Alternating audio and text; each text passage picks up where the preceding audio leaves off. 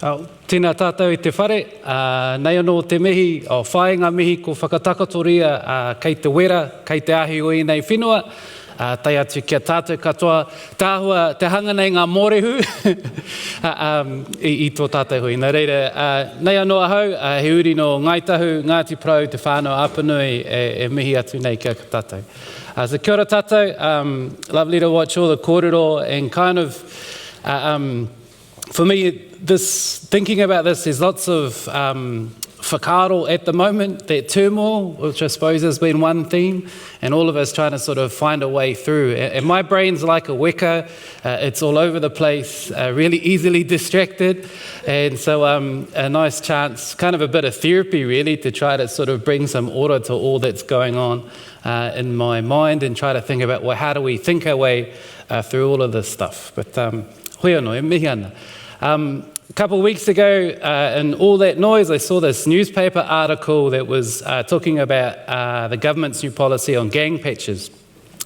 And the thing that caught my attention was not the policy, but was actually an interview with a young leader from the Black Power movement that had recently graduated with his degree, and really articulate. And when asked about his view around gang patches, he said, well, actually, their gang whānau had already committed to moving away from gang patches anyway. And he said his parents' generation had a hui 30 years ago where they developed a 100-year roadmap. And I thought, wow, and in that sort of vision of the future, they dreamed that all of their kids would be walking around in suits and ties, and that they would all be confident knowing who they were, where they came from, and where they were going. And again, in this roadmap developed by the Black Power movement, the future is seen as something bright, positive, and transformational. And I thought, well, wow, it's really interesting that a group that's kind of benefited least from society has this really bold, bright, positive vision of the future. And when all of them could come together and transcend all of the shit that they'd experienced in their lives, maybe some of it they might have caused as well, but that they could occupy a space of radical hope, dreaming of a better future, an alternative future for their mokopuna, where they have the tools to create their own futures. So I thought it was really like their collective imagination when they came together that they unleashed their potential to be agents of change. And really, when you kind of think about that, to go, how is it a gang with nothing to lose can have a 100-year roadmap when we as a society seem stuck in this sort of fad of 100-day plans where our horizons can't see past a 3-year election cycle. And so the story stands out in an age where we kind of privilege the present over the future, the now over our mokopuna. In an age where, despite sort of big global grand challenges like climate change, growing inequality, and technological disruption, gaze seems to be moving further backwards rather than forwards.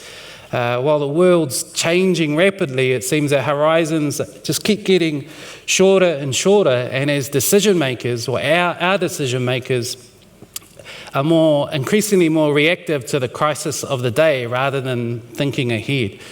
As a society, we spend more time talking about potholes than we do possibility. And so when we look across the globe, you can see, well, leaders are beset by this sort of fad of short-termism.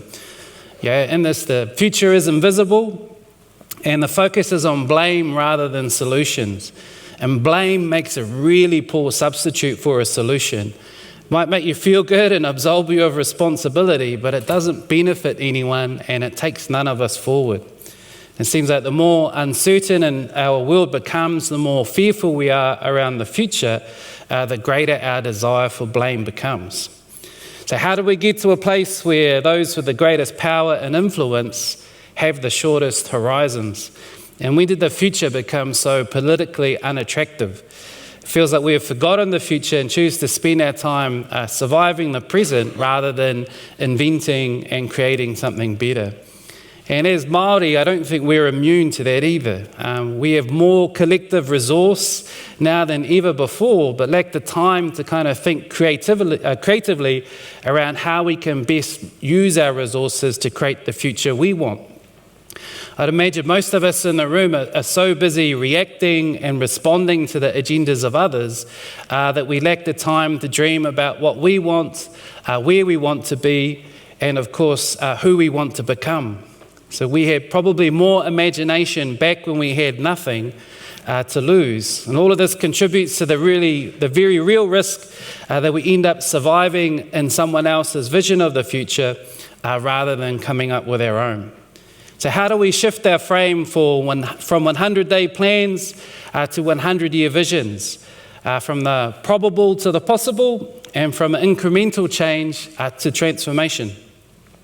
Like all Māori conversations around the future, we always loop back to the past to draw inspiration from how our tupuna overcome challenges before and look to the lessons they leave for us today.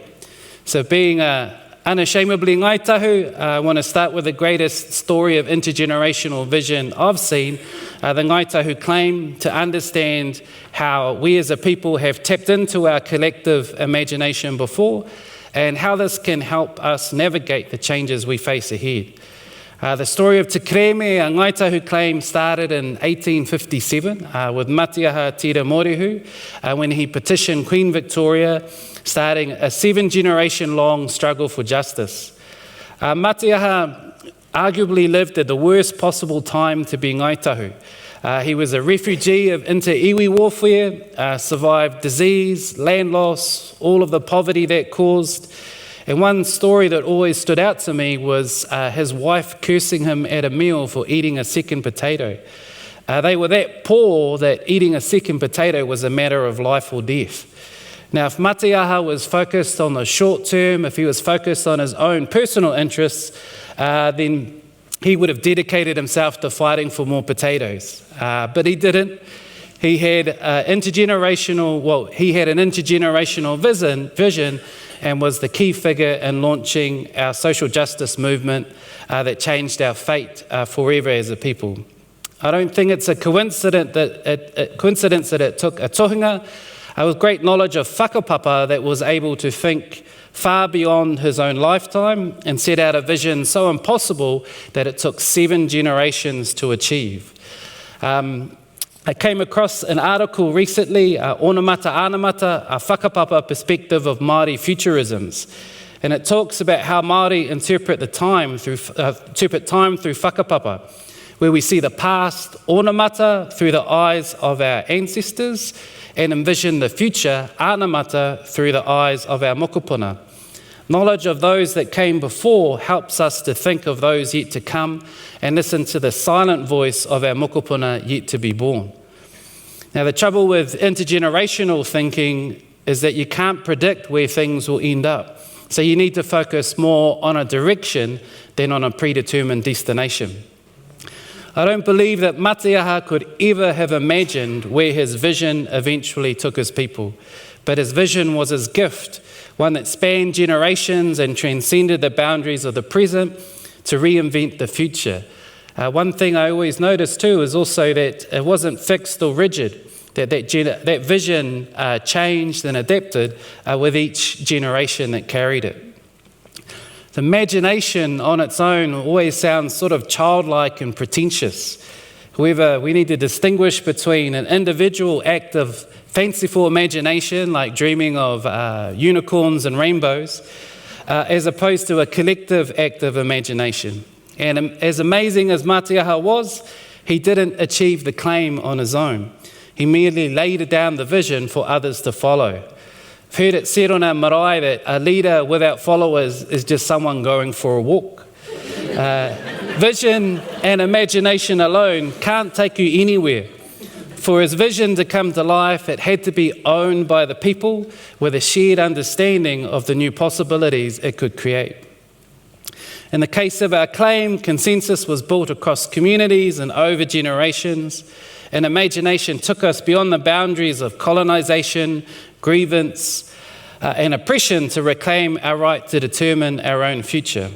On its own, imagination is fun but powerless, but when collectivized, its true power is unlocked and the impossible becomes possible. It's ironic that one of the greatest constraints to imagination is structure. Yet structure is also key in making new possibilities real. Structures generally lock us into patterns of thinking and behaving, limiting the horizons of what's possible. Yet without structure, imagination risks just being a whim never made real.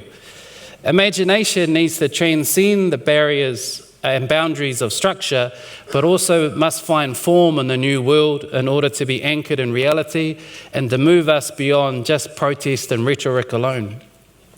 The final stage of Te Kreme is marked by the creation of the post-settlement legal identity Te Runanga o Ngaitahu. Now, there's much debate about iwi structures today, but it's easy for us to forget that at the time, their creation was a radical innovation that disrupted the status quo. It was the creation of a new legal identity that collectivized our aspirations, agenda, advocacy and resources into a single united front. If Matiaha's intergenerational vision was the spark that lit the flame, and if our collective imagination fanned the flames, then it was the structure that actually acted like the stones in the hangi pit, able to harness the energy of the fire to create a tangible outcome to feed the people. It was the combination of intergenerational vision, collective imagination and reinventing structures that made the aspirations of the Ngaitahu claim a reality and forever changed our trajectory as a people, moving us from decision takers to future makers. So coming back to today, it feels like everywhere we turn at the moment, we are confronted by crisis after crisis.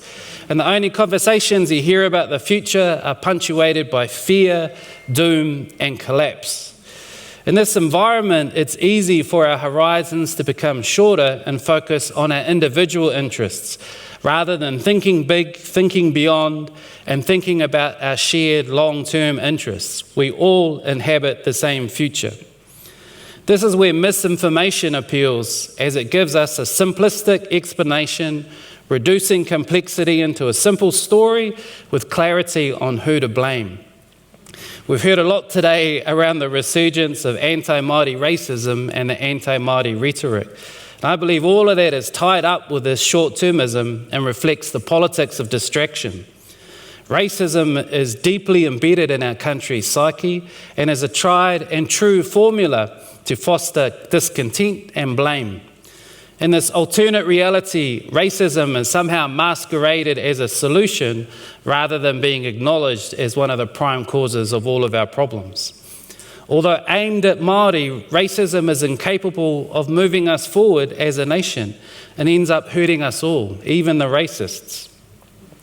In the absence of a positive or proactive vision of the future that brings out the best of us, we end up distracting ourselves by dredging up the worst of ourselves.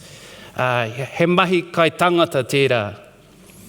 I believe that the power of our Māori values and our collective imagination is seen as challenging this order, which is why we are now under such constant attack. Collective imagination is the greatest threat to those that benefit from the status quo. Our challenge is how to reclaim and unleash our imagination so we can escape the status quo for something better and reinvent a future free from racism and inequity. The scale of the challenge is huge, and it would be easy to lose hope and give up. Across the globe, neoliberalism is failing people, places and planet, yet it's paraded as the only viable option. Neoliberalism was once touted as the cure, but is largely acknowledged as the cause of many of our current problems today. But we have to remember that even neoliberalism at one point was a fringe idea that through think tanks across the globe was implanted in the minds of societies and nurtured to become the New World Order. I think it's also ironic that those same think tanks are largely the ones attacking Indigenous rights around the globe today. If we want something more than what we have, then we need to grow our own collective capacity to imagine an alternative and use our power and position to build the structures to bring this potential to life. Imagine where we would be today if the founders of the kohanga reo movement had been content with incremental change rather than transformation.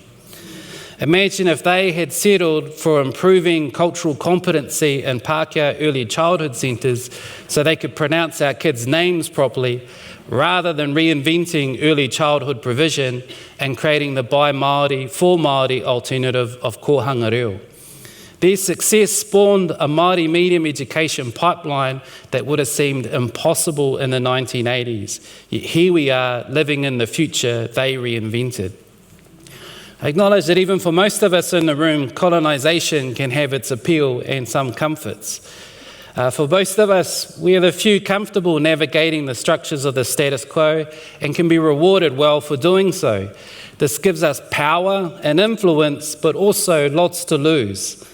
Our challenge is, how do we use our power, influence and position to drive better futures for our people and taiao? How do we avoid complacency and the comfort of the known and embrace the discomfort of imagining something new and embrace all of the risks and uncertainties that go with it? We need to think like we have nothing to lose and use our positions to drive an alternative future. Our roles as Māori governors is different. Our job isn't just to manage business as usual, but to plant the seeds for what comes next, even if we don't live long enough to see them blossom. I'm not talking revolution, but rather how do we use our positions to grow our collective capacity to reimagine the future on our own terms, rebuilding our ability to see, to dream, to feel differently in our own unique way.